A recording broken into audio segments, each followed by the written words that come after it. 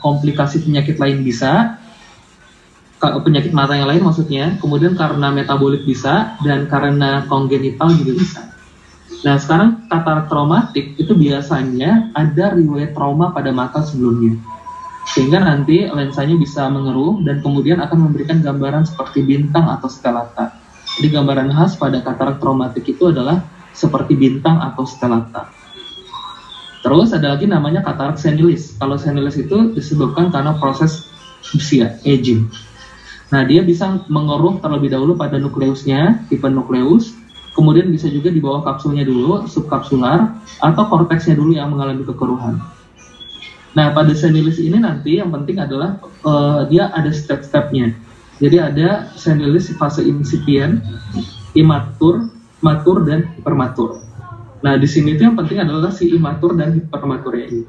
Pada stadium imatur, karena yang mengeruh itu belum semua, jadi kalau kita kasih pen light akan terbentuk shadow, sehingga kita katakan shadow testnya positif. Sedangkan kalau pada hipermatur, karena dia sudah keruh semua, maka shadow testnya itu negatif. Nah, nanti yang penting lagi adalah pada imatur dan hipermatur itu dapat menyebabkan glaukoma sekunder. Nah, tadi kita bahas sedikit. Karena apa? Karena pada stadium imatur itu kan lensanya aktif menyerap air. Dia menyerap air, nah nanti makin lama dia membesar dan dapat menutup bilik mata atau sudut mata. Nah, akibatnya terjadilah glaukoma karena perubahan lensa tadi yang dikenal dengan istilah glaukoma facomorphic.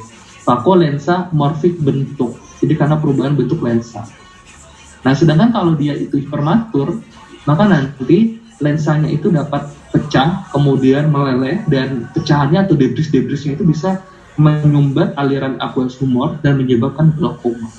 Nah, glaukomanya dikenal dengan nama glaukoma facolitik. Faco lensa, litik berarti lensanya lisis. Dan nanti juga ada namanya katarak komplikata. Nah, ini akibat dari masalah di mata. Misalkan dia ada uveitis kronis, kemudian lensanya jadi keruh, jadi katarak, itu bisa. Dan ada juga metabolik. Metabolik itu karena DM. Jadi pada pasien DM itu terjadi penumpukan glukosa.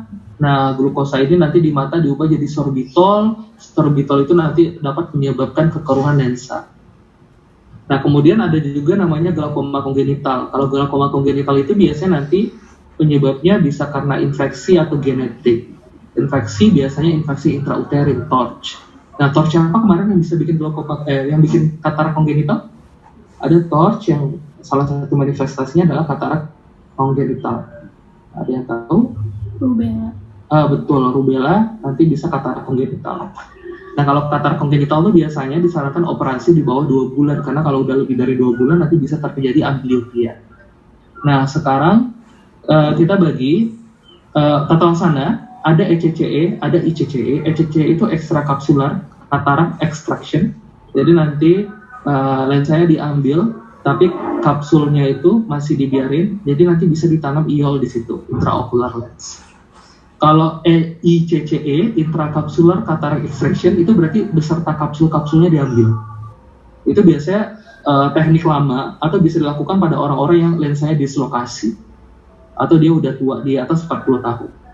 Tapi sekarang ada yang lebih canggih lagi, yaitu dengan vakoemulsifikasi. Jadi nanti dimasukin probe, insisinya kecil, kemudian ada getarannya yang mengeluarkan gelombang getaran, dan nanti lensanya hancur. Kemudian dihisap pakai probe tadi. Dan kalau untuk farmakologis ada namanya kirenoxin. Kirenoxin itu katanya bisa sebagai antioksidan, jadi bisa menghambat kekeruhan lensa, cuma evidence base-nya masih belum jelas. Nah, itu untuk katarak. Ada yang mau ditanya tentang katarak?